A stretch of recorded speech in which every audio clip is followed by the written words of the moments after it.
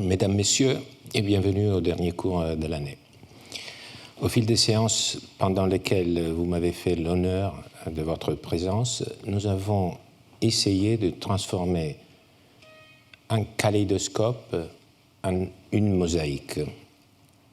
Les textes anciens nous ont montré que le rapport entre droit et économie dans le monde romain était riche en facettes et en couleurs, et qu'il fallait patienter avant d'en obtenir une image bien définie.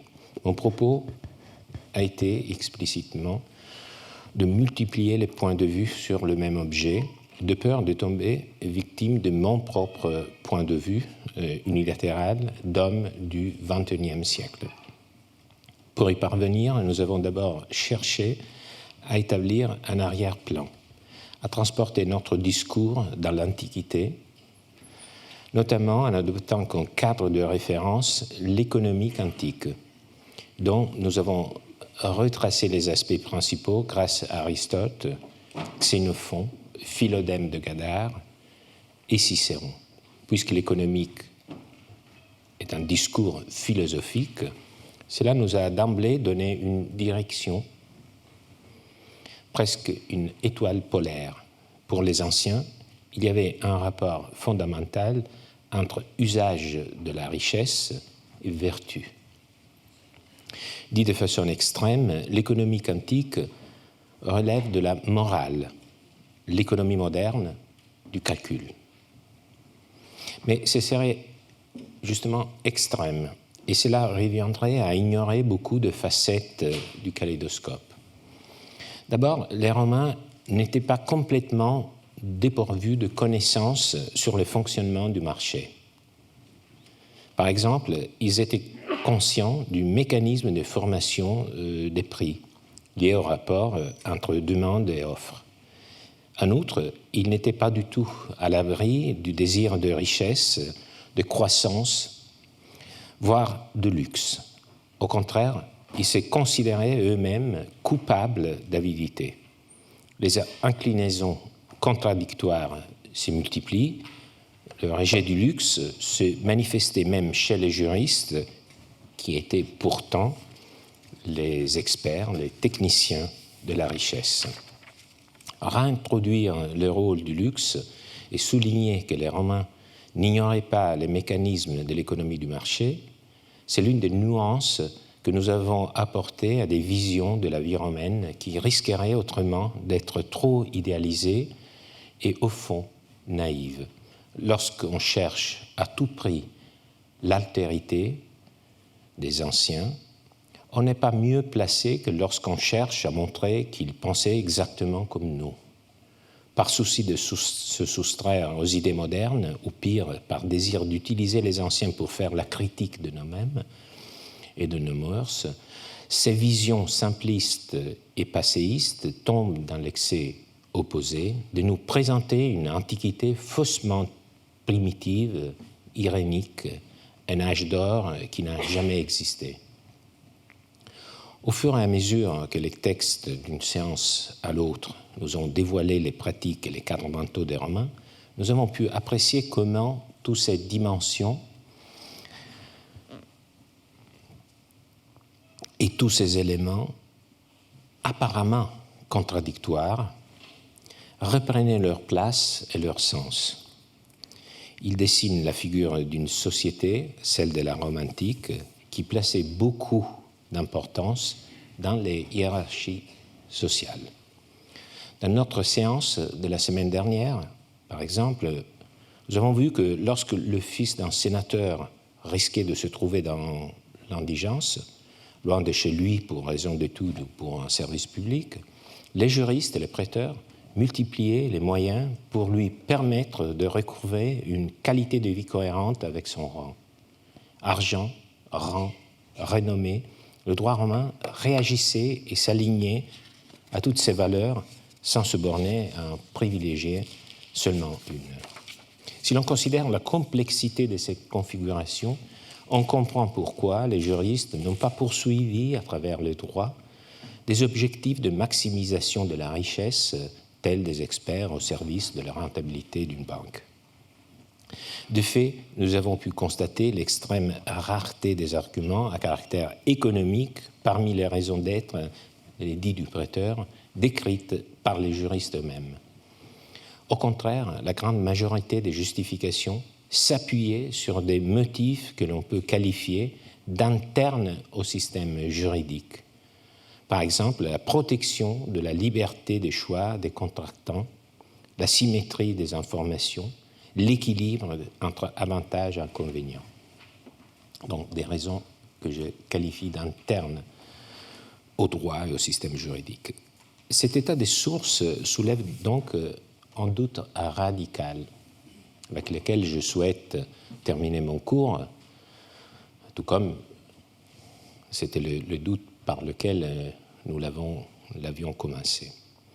Est-ce la juste perspective, celle d'interroger les droits antiques du point de vue de l'économie, comme on le fait souvent, ou faut-il renverser la relation entre les deux systèmes? Autrement dit, il ne faut pas se demander dans quelle mesure les motivations économiques ont influencé les décisions juridiques. Au contraire, à Rome, ce sont les motivations juridiques qui prennent souvent la place qu'occupent dans notre monde les arguments économiques. C'est ce que nous montrerons des façons saisissantes, ce que nous montrent des façons saisissantes les deux textes par lesquels je souhaite terminer mon cours. Ils concernent deux sphères différentes, privée et publique, où ils mettent en œuvre des valeurs juridiques. L'arrière-plan commun que je vous prie de garder à l'esprit par la suite de cette séance est la notion de remissio mercedis, la remise du loyer dans le contrat de location. Remise du loyer. La location est le contrat, vous savez très bien, par lequel une des parties, le bailleur, s'engage à fournir la jouissance d'une chose corporelle, par exemple un fonds de terre, en retour d'une rémunération en argent à laquelle s'engage le locataire. Ce contrat implique un équilibre entre la jouissance de la chose, d'une part, et la rémunération de l'autre part. Donc c'est l'équité qui règne. En conséquence, le fermier d'un bien rural a droit à une remise de fermage au cas où la récolte, en droit romain, n'a pas pu être perçue par suite d'un cas de force majeure, inondation, grêle, invasion. C'est ça la remise du loyer. Donc un cas de déséquilibre causé par le fait que le locataire n'a pas pu vraiment profiter de son bien à cause d'un événement de force majeure, le bailleur est tenu à lui remettre une partie du loyer en proportion aux dommages subis. Donc, cette remise du loyer, c'est le droit qu'il impose. Donc, c'est un devoir de la part du bailleur.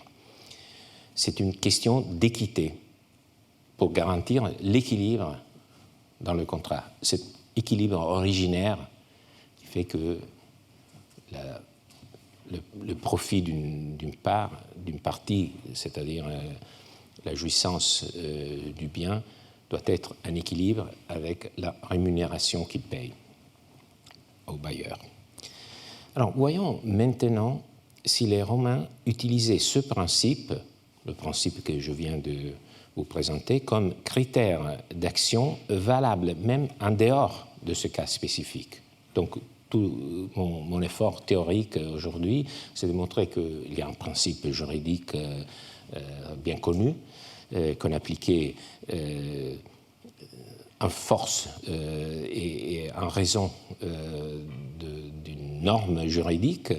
Et donc mon effort, mon hypothèse aujourd'hui, c'est de montrer de vérifier si ce même principe était mobilisé aussi ailleurs, donc là où il n'y avait pas le droit qui l'imposait.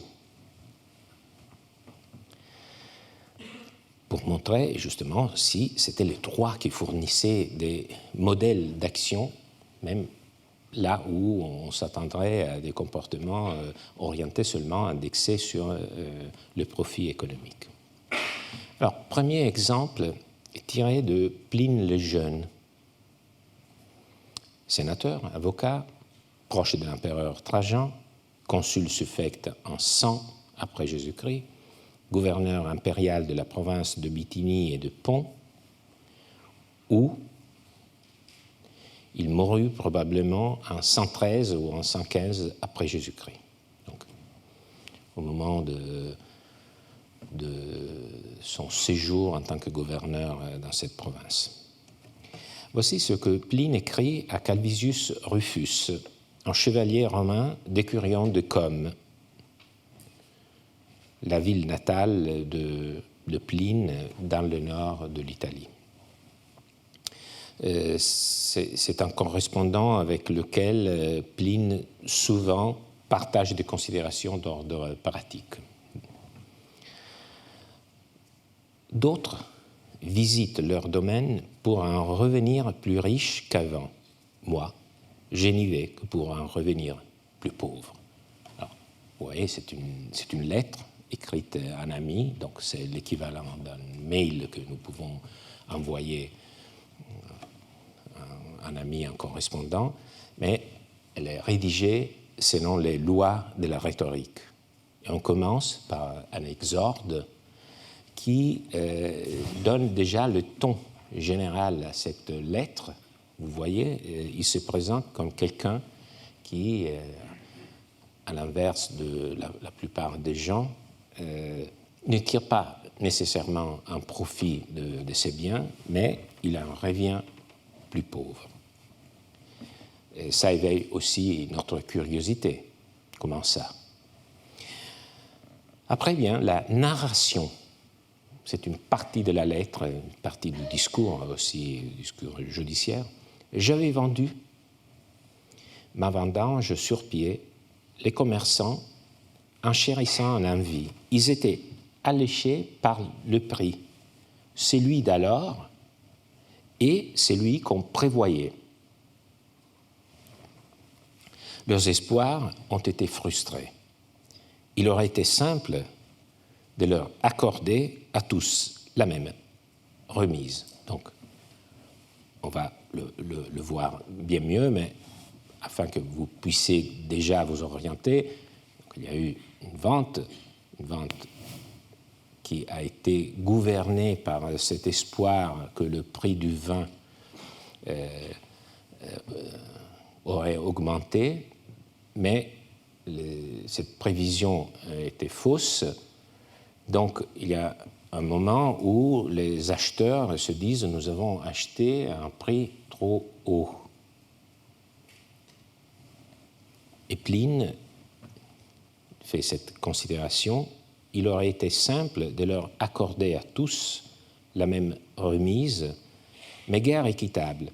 Et je suis d'avis que l'une des choses les plus importantes est de pratiquer la justice dans la vie privée comme dans la vie publique, dans les petites affaires comme dans les grandes, et de l'appliquer à ses propres affaires comme à celles des autres.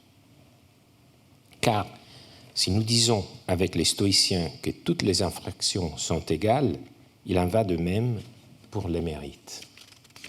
Donc encore une fois, après la narration, il y a une sorte de présentation du critère d'action qui va suivre. Et voici le dispositif, ce qu'il fait. Je rendis donc à chacun 1/8 du prix qu'il avait négocié, afin que personne ne me quittât les mains vides. Je fis ensuite une disposition spéciale pour ceux qui avaient investi de très grosses sommes dans leurs achats, car ils m'avaient rendu un plus grand service et leur perte était plus grande. J'ai donc accordé à tous ceux dont les achats avaient dépassé 10 000 sesterces 1/10 de tout ce qu'ils avaient dépensé au-delà de ces 10 000, en plus du 8e initial commun à tous. Je crains de ne pas bien me faire entendre. Peut-être c'est vraiment le cas. Laissez-moi essayer de rendre mes calculs plus clairs. Supposons que quelqu'un avait acheté pour 15 000 sesterces. Il recevrait un huitième des 15 000, plus un dixième de 5 000. Après cela, étant donné que certaines personnes avaient payé des grandes tranches de ce qu'elles devaient, c'est-à-dire elles avaient déjà payé, versé la somme qu'ils devaient, le prix d'achat, tandis que d'autres, seulement une petite partie, d'autres rien, je pensais qu'il était faux de les traiter toutes également par la générosité de la remise, alors qu'elles n'avaient pas été égales quant au maintien de leur engagement. J'ai donc accordé une nouvelle fois un dixième de la somme reçue à ceux qui avaient payé. Cela m'a semblé une façon adéquate d'exprimer ma gratitude à chacun selon ses mérites passés et de les encourager tous non seulement à acheter chez moi à l'avenir, mais aussi à payer leurs dettes. Mon système, ou ma bonne nature, m'a coûté cher, mais elle valait ce qu'elle m'a coûté. Toute la région loue la singularité de ma remise et sa structure. Quant aux acheteurs, que j'ai classés et notés au lieu de les mesurer tous avec le même bâton, pour ainsi dire, ils sont partis en se sentant d'autant plus obligés envers moi qu'ils valaient mieux et étaient plus honnêtes, voyant que je ne suis pas une personne qui tient à un honneur égal les méchants et les bons. D'où le titre de ce cours. Cette lettre est datée probablement de 107-108 après Jésus-Christ. Pline possédait un patrimoine conséquent, au moins 6 villas, pour la plupart près du lac de Côme, dans l'Italie du Nord, sa ville natale, comme je viens de le dire, où aussi son correspondant résidait.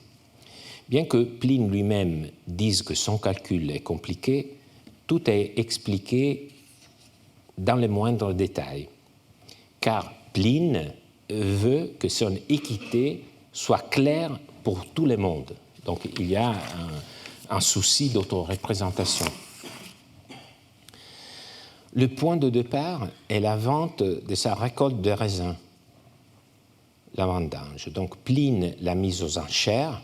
Il faut bien comprendre qu'il a mis sa vendange aux enchères, et les offres ont été très élevées, car les acheteurs s'attendaient à ce que le vin produit ensuite par ce raisin aurait pu être vendu à des prix très favorables.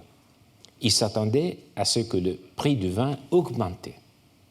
Donc c'est pour ça qu'ils ont payé, ils ont offert un prix d'achat assez élevé. Donc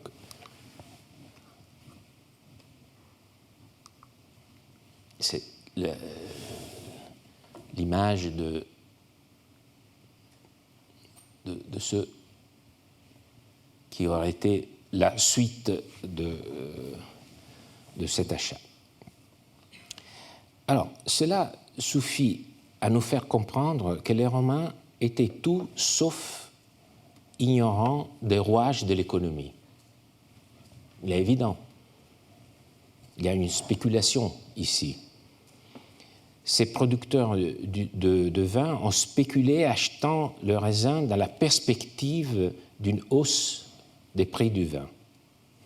Alors, le problème a été que les prévisions, comme ça arrive souvent, ont été fausses. Le prix du vin a chuté, peut-être parce que la récolte dans la région avait été abondante et que la production de vin était supérieure à ce que le marché était prêt à absorber. On n'en sait rien, on sait seulement qu'il y a eu cette prévision qui ne s'est pas réalisée. Il y a aussi dans cette lettre aussi une information pertinente pour l'histoire économique de l'Antiquité, c'est-à-dire qu'il y avait des fluctuations régionales, donc que le prix du vin, du raisin, subissait des variations dans des aires restreintes. Donc il n'y avait pas un seul prix du vin et du raisin. Alors, il faut comprendre, c'est le point de départ essentiel, il faut comprendre que c'est le contrat est parfaitement valable. C'est-à-dire, cette oscillation, cette fausse prévision, la chute des prix, n'a aucun effet, n'impacte pas sur le contrat d'achat du raisin. Et deuxième élément, il ne s'agit pas d'une location d'un bien. La remise du loyer est une institution qui s'insère dans le contrat de location. Ici, nous sommes dans le cas d'un contrat d'achat. Donc, il n'y a pas d'obligation de la part de Pline d'effectuer cette remise. C'est quelque chose qu'il fait spontanément.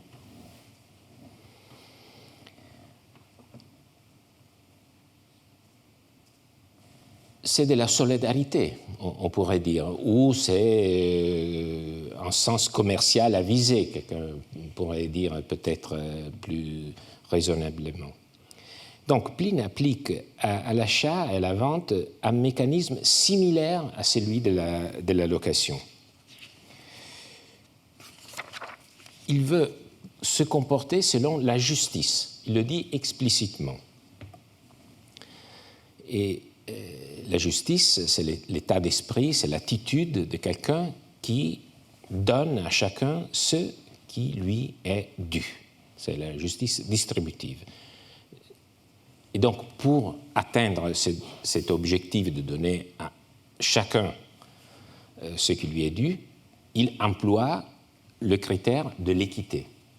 Donc, vous voyez la différence entre la justice, c'est une attitude personnelle, et l'équité, c'est les critères qu'on mobilise pour atteindre un objectif de justice.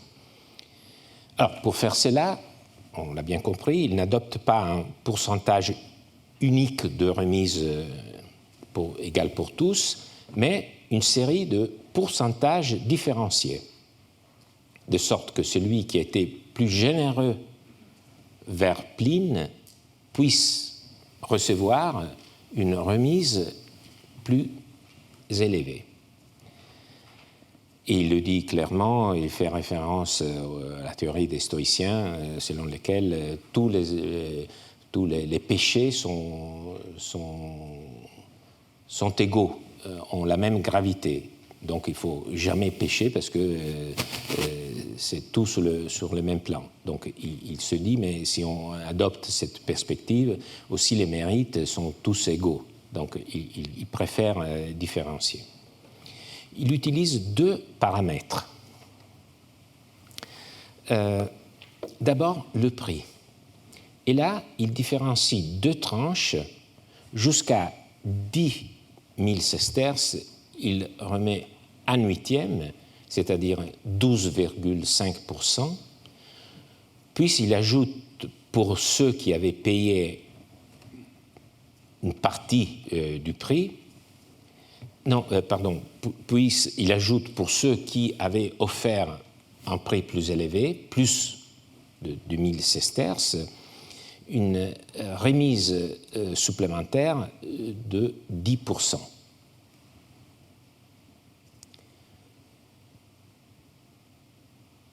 Il prend ensuite en compte un deuxième paramètre, les paiements des sommes promises.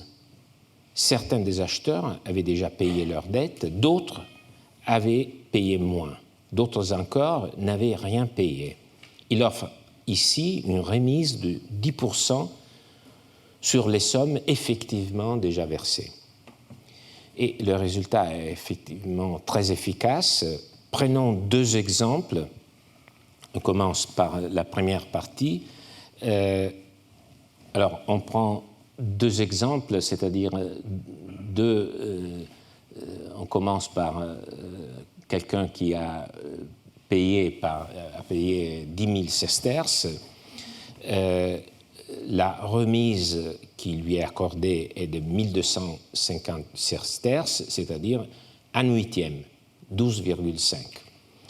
Si pour quelqu'un qui avait payé 15 000, la remise, c'est de un huitième, c'est-à-dire 1875 sesterces, plus la deuxième remise de 500 sesterces, pour un montant total de 2375 sesterces, ce qui est, disons, relativement plus élevé que le premier. On va le voir encore mieux, mais on passe au deuxième critère de différenciation, celui du prix payé.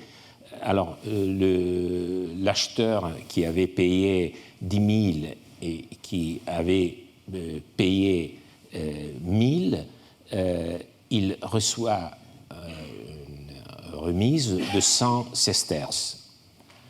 Donc, les 1250 sesterces de la première formule, plus les 100 de la deuxième, fait un montant total de 1350 sesterces de remise, c'est-à-dire 13,5%. Pour le deuxième, s'il a effectué un paiement de 10 000 sesterces sur les 15 000 qu'il avait payés, il y aura 2 375 sesterces, c'est la première remise sur le prix de l'offre, plus 1500 en rapport au paiement effectué de 2000 sesterces. Ça fait un montant total de la remise 3875 sesterces, ce qui fait 24% du chiffre initial. Alors, vous voyez que les deux sont traités de façon très différente. C'est-à-dire qu'il y a presque le double de remise, un pourcentage, pour le deuxième par rapport au premier. Donc, je pense que c'est assez clair, même si les détails peut-être vous échappent. Mais je pense que c'est assez clair. Alors, revenons à l'explication que Pline donne de sa démarche. Alors, il faut comprendre que si Pline s'est considéré un droit d'exhiber sa vie dans ses lettres, c'est parce qu'il l'a jugée exemplaire, ou du moins qu'il l'a présentée comme telle. On pourrait regarder sa correspondance comme une forme de littérature autobiographique même. Donc c'est pour ça qu'il y a cette insistance sur ce respect si minutieux de la justice. Plus que de se dévoiler, Pline se construit par ses lettres. Il le dit dans deux passages que j'ai reproduits ici de la lettre que nous avons déjà lue. Il aurait été simple de leur accorder à tous la même remise, mais guère équitable, dit Pline, et je suis d'avis que l'une des choses les plus importantes dans la vie est de pratiquer la justice dans la vie privée comme dans la vie publique, dans les petites affaires comme dans les grandes, et de l'appliquer à ses propres affaires comme à celles des autres. Et ensuite, mon système ou ma bonne nature m'a coûté cher, mais elle valait ce qu'elle m'a coûté.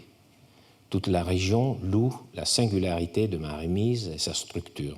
Quant aux acheteurs, que j'ai classés et notés au lieu de les mesurer tous avec le même bâton, pour ainsi dire, ils sont partis en se sentant d'autant plus obligés envers moi qu'ils valaient mieux et étaient plus honnêtes, voyant que je ne suis pas une personne qui tienne à un honneur égal les méchants et les bonnes. C'est une citation d'Homère. Alors, il faut dire que dans ce passage, Pline souligne d'une part sa justice de façon abstraite comme une pure vertu qu'il faut pratiquer si l'on veut être un homme de bien, mais dans la partie finale, il explique que cette attitude n'est pas seulement équitable, elle est aussi utile pour revenir aux deux grandes catégories, aux deux mots-clés qu'on a vu utilisés par les juristes, équité et utilité. Donc, ce n'est pas seulement équitable, ça ne répond pas à son attitude de justice, mais elle est aussi utile. Parce que cette attitude lui vaudra des liens de gratitude de la part de ceux qui ont vu bien évaluer les mérites de chacun. Alors, 3 considérations sont à retenir de cette lettre. D'abord, que justice et utilité coïncident. C'est un peu ce qu'on avait vu dans Cicéron, dans les De Officiis. Ensuite, que selon Pline, la gratitude dépend de l'équité. Donc, qu'on arrive à susciter de la gratitude si on mobilise l'équité. Ça, c'est un passage qui n'est pas évident. C'est-à-dire que c'est le comportement équitable qui suscite l'admiration, le respect. C'est quelque chose qu'on pourrait ne pas prendre trop, ne pas trop envisager, parce qu'on pense que peut-être la gratitude, on l'obtient plutôt par le favoritisme. Au contraire, il nous dit que c'est un comportement équitable en général qui suscite, engendre la gratitude. Enfin, et surtout, Pline n'a pas géré cette affaire en prenant en compte un pur objectif de maximisation de la richesse. Il est évident, il le dit lui-même, il dit que les autres visitent leur terrain et en revient plus riche. Pour moi, c'est le contraire. J'en reviens plus pauvre.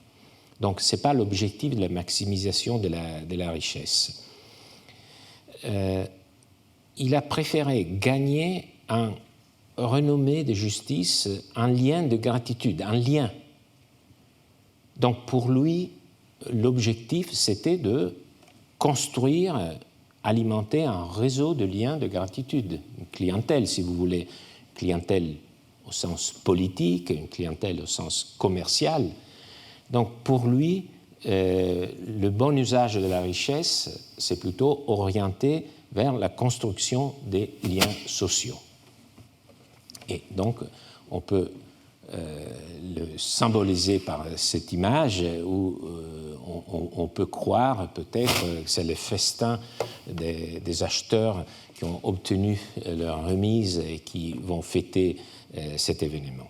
C'est complètement faux, mais disons, l'idée, c'est celle que je voulais vous transmettre. Alors, Pline disait qu'il songeait à se porter un homme juste dans ses affaires, autant privées que publiques. Alors, on passe au deuxième document. On se demande si on a des éléments pour affirmer que cette même remploi des critères disons d'équité, des critères juridiques, s'avérait aussi dans le domaine public. Le document que je vous présente pour vérifier cela est un papyrus, c'est un édit d'Adrien.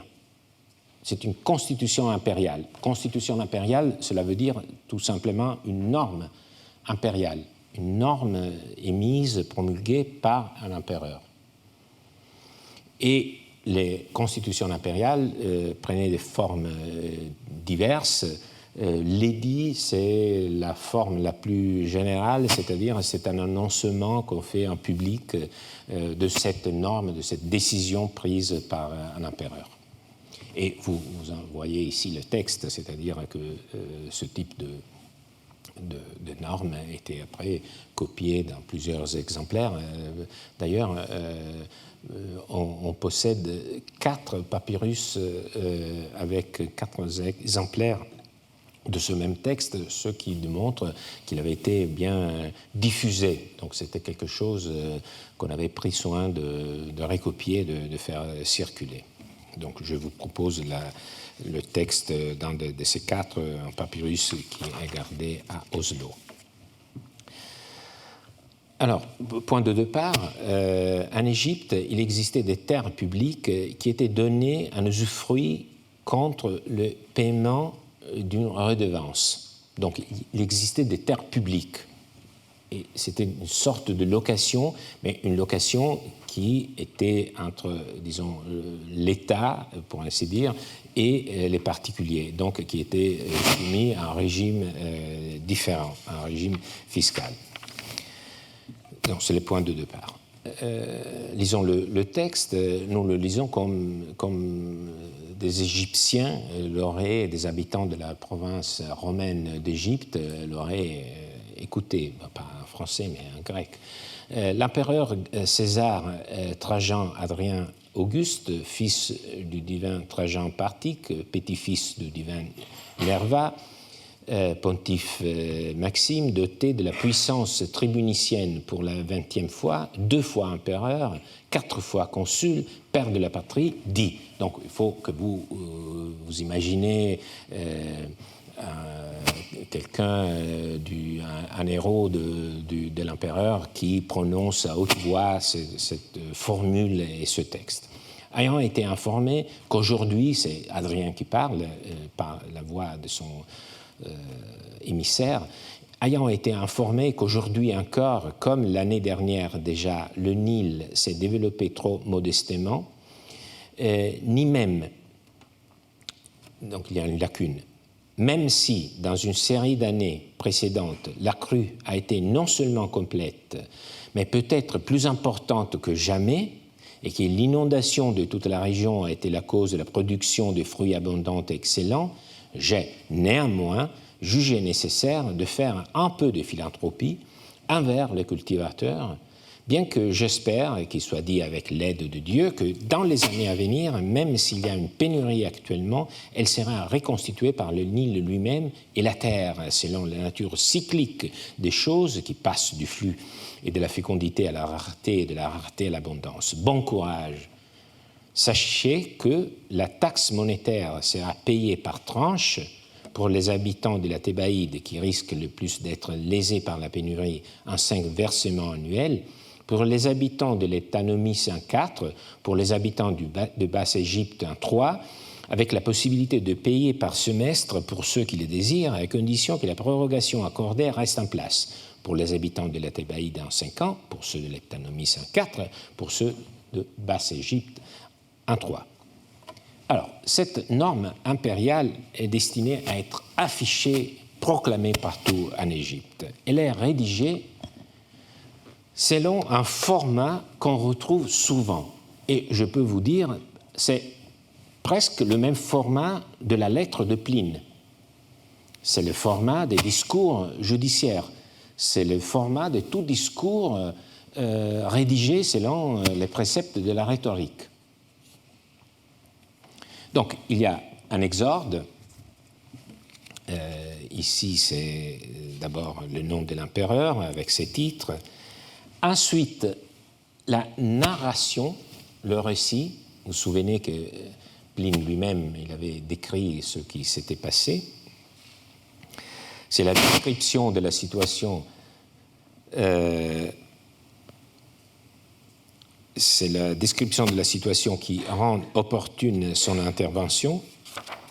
Ce récit contient aussi l'énonciation par l'empereur lui-même du critère qui guidera son action, et après ces prémices vient la disposition elle-même. Donc c'est un texte qui est très logique. Donc il y a au départ les titres de l'empereur, après une description de la situation, il y a le critère. Vous vous souvenez que Pline lui-même, il expliquait longuement qu'il était un adepte de la justice et qu'il poursuivait l'équité. Donc c'est le même type d'explication qu'on trouve ici. Après, Pline décrivait les mesures qu'il avait adoptées. Et ici, on trouve le dispositif de la part d'Adrien.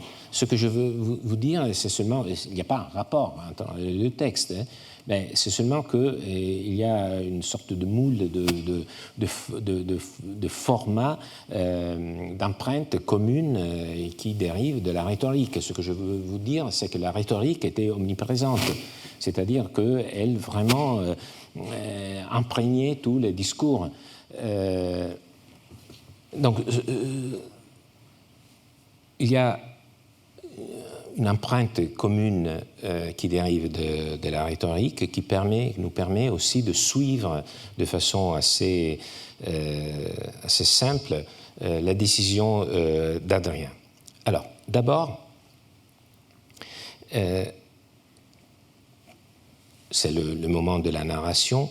Adrien a été informé par des pétitions de particuliers ou peut-être par le préfet qui gouverne l'Égypte que les crues du Nil ont été faibles pendant 2 années consécutives et que par conséquent les produits de la terre et les revenus des cultivateurs seront faibles. Il tient à souligner que cela devrait s'évaluer sur une plus longue durée. Il évoque notamment une idée très répandue dans l'Antiquité, c'est-à-dire les cours cycliques de la nature. Il le dit explicitement, il faudrait, dans une série d'années précédentes, la crue était non seulement complète, mais peut-être plus importante. Et donc, il dit, peut-être, bien que j'espère que dans les années à venir, même s'il y a une pénurie actuellement, il sera reconstitué par le Nil lui-même, la terre, selon la nature cyclique des choses, qui passe du flux et de la fécondité à la rareté, et de la rareté à l'abondance. Donc, on voit cette idée qu'il faudrait évaluer dans une perspective plus longue.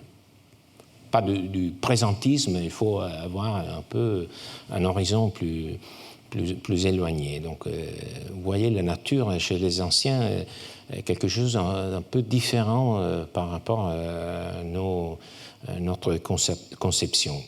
Et ce sera justement le sujet de mon cours de l'année prochaine. Nous parlerons de droit de nature, nature sans droit. Et donc sur les implicites romains de notre pensée moderne à propos de la nature. Et c'est justement après avoir évoqué la nature et ses cycles qu'Adrien annonce le critère qui guidera son action dans ce contexte. Il parle de philanthropie. Donc, je me suis décidé à appliquer un peu de philanthropie. En latin, ce serait humanitas, humanité. Mais c'est un mot aux significations variées. À mon sens, il recouvre l'attitude à accueillir l'autre en tenant compte de sa condition humaine. Donc, de ses besoins, de ses faiblesses. C'est l'attitude de celui qui sait vivre en société. Mais vivre en société en accueillant l'autre dans toute son humanité. Et vous voyez très bien ici, parce que Adrien est accueillant par rapport aux besoins des cultivateurs. Donc vous voyez cette idée d'humanité qui est prête à se charger aussi des exigences d'autres qui ne sont pas exactement les siennes. Après, bien, le dispositif, c'est-à-dire la norme juridique elle-même, est déjà, on pourrait ouvrir un chapitre peut-être dans une des années suivantes. C'est une norme juridique, mais c'est une norme juridique habillée en discours, parce que le dispositif aurait pu être isolé, sans aucune explication précédente, et c'est notre forme, la forme isolée de formuler des injonctions et des normes, tandis que pour eux, une norme juridique était toujours entourée par un discours, par une justification, qui prenait même des formes rhétoriques. Donc c'était inséré dans un circuit de communication. Le dispositif dit que Hadrien n'accorde pas une remise du loyer égale pour tous. Je dis remise du loyer, même s'il utilise un mot un peu différent. Il parle de taxe monnayée, foros arguricos, mais selon l'interprétation la plus probable, il s'agit effectivement de la partie du loyer pour la location des terres publiques qui était effectivement calculée en argent et pas la partie qui était calculée plutôt en produit. Et c'est effectivement ces loyers fixes en espèces qui pouvaient devenir excessivement lourds en cas d'une récolte excessivement pauvre. Alors, donc, il décide d'accorder cette remise, mais ce n'est pas une remise égale pour tous, parce que la mesure de versement est calibrée en fonction des régions et des dommages prévisibles pour chacune d'elles, du sud au nord. Donc, pour la Thébaïde, le loyer pourrait être payé en 5 versements annuels, donc 20% chacun. Pour les habitants de l'Eptanomis, en 4 versements annuels, et pour les habitants du delta, qui était la partie la plus fertile, donc où on pouvait prévoir des dégâts moins importants, le paiement était divisé seulement en 3 tranches. Donc vous voyez que cette différenciation se fait sur le nombre de versements qui étaient prévus. C'est exactement la même démarche de Pline. Cette différenciation, dans le cas de Pline, se faisait sur des critères, disons, de générosité ou de la part des acheteurs. Ici, on le fait sur la base, disons, des conditions climatiques et géographiques, mais c'est le même critère de différenciation. Alors, venons maintenant, pour terminer, au cœur de la lecture de ce document. Si vous vous souvenez de la remisio mercedis, de la remise du loyer, vous voyez que c'est exactement le même mécanisme. Hadrien considère lui aussi qu'il faut garder un équilibre entre le profit d'une partie et celui de l'autre. Mais, et c'est le point crucial, dans les contrats de location, le propriétaire bailleur était obligé d'opérer la remise. C'était une règle juridique. Dans le cas de la jouissance de terres publiques, ce n'était pas imposé, ce n'était pas une règle. Donc, l'empereur agit en appliquant spontanément le principe d'équité qui régissait les contrats de droit privé. Il le dit ouvertement.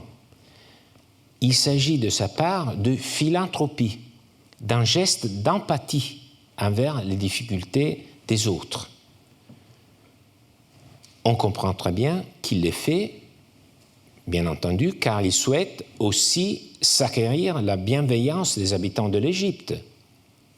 N'était-ce pas aussi le cas pour Pline qui souhaitait s'acquérir la gratitude des acheteurs?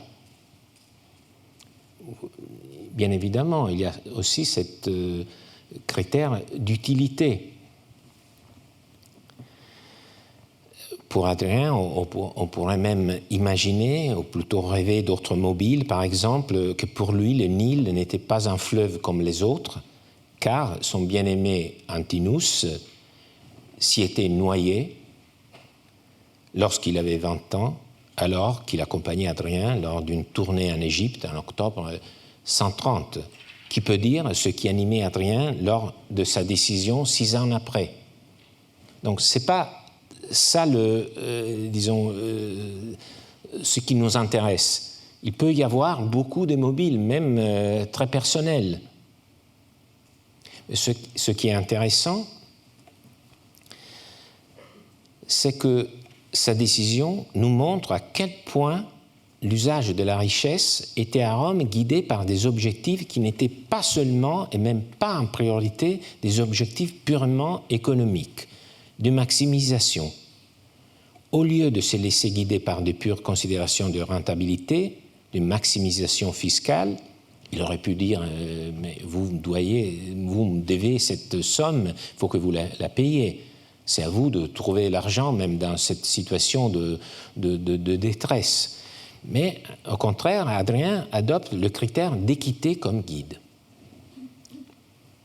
Il agit tout comme Pline. Alors, j'insiste, il n'était pas obligé de le faire, ni Hadrien ni Pline. Mais ils ont agi selon les critères de l'équité, du rééquilibrage du rapport entre avantages et pertes, selon une logique fine d'adaptation aux situations individuelles, les mérites pour Pline, la géographie pour Hadrien. Et n'est-ce pas de cette façon que l'économie devient morale, que la richesse prend un sens différent si elle sert pour acquérir un rang, de la renommée, un support politique ou social? Vous voyez ici que toute la différence, c'est le schéma qui résume le cours d'aujourd'hui. Il y a une source qui peut être une obligation juridique dans le cas de la remise du loyer, dans le contrat de location, ou il peut y avoir d'autres mobiles plus, individuels, la philanthropie, l'humanité, la solidarité, l'utilité également. Et le critère qui, disons, d'une part, c'est les droits qu'il impose, de l'autre, ce sont ce type de mobile, mais le critère est le même, celui de l'équité. Et c'est un critère qui a été, bien entendu, élaboré dans beaucoup de champs, aussi dans le champ de la philosophie, c'était le critère fondamental du droit. Cela me semble montrer que le droit à Rome donnait les critères pour atteindre des objectifs qui allaient au-delà de la maximisation du profit. Et c'est-à-dire que nous avons pu comprendre qu'à Rome, c'était l'équité qui l'emportait sur le calcul.